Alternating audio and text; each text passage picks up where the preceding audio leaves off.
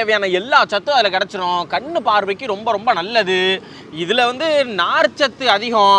அதனால் பார்த்துக்கிட்டீங்கன்னா இந்த குடல் சம்மந்தமான எந்த பிரச்சனையும் வராது, மலச்சிக்கல் வராது, கொழுப்பு ரொம்ப ரொம்ப கம்மியா. இது தெரியாமல் தான் நான் டெய்லி ஜோடியாக சாப்பிட்டுக்கிட்டு இருந்திருக்கேன். அப்போனா உடல் ஃபுல்லாக எனக்கு பலம் தானா. இதில் இருக்கிற நார்ச்சத்து பார்த்துக்கிட்டிங்கன்னா குடல் புத்துநோய், வயிற்று புத்துநோய் எல்லாம் வராமல் தடுக்குதாமியா. அதுக்கப்புறம் இதில் முக்கியமான சொல்கிறாங்க இந்த ஒமேகா 3 ஃபேட்டி ஆசிட் அப்படின்னு சொல்கிறாங்கல்ல, அது வந்து நம்ம மக்காசோளத்தில் ரொம்ப ஜாஸ்தி. அதோடைய வேலை என்னன்னு வைங்களேன், உடம்புல இருக்கிற கெட்ட கொழுப்பை எல்லாம் நீக்கிறது அது வேலை. அதை நம்ம மக்காச்சோளம் அப்படி அருமையாக பார்த்து பண்ணோம். மக்காச்சோளத்தில் பார்த்தீங்கன்னா இரும்பு சத்து அம்புட்டு அதிகம்யா. அதனால இந்த ரத்த சோகையே மனுஷனுக்கு வராமல் மக்காச்சோளம் நம்ம அதிகமாக சாப்பிட்றவங்களுக்கு இருக்கும். உடம்பு எடை கம்மியாக என்ன சாப்பிட்டாலும் ஏற மாட்டேங்குது, ஒல்லியாகவே இருக்காதுன்னு சொல்கிறவங்களாம் மக்காச்சோளம் அதிகமாக சாப்பிட்டாங்கன்னா நல்லா புசுட்டிக் ஆயிடுவாங்க. முடி வறட்சி இருக்காது, எலும்பு வலுவாகும். இவ்வளோ வேலையை பண்ணுதியா மக்காச்சோளம்.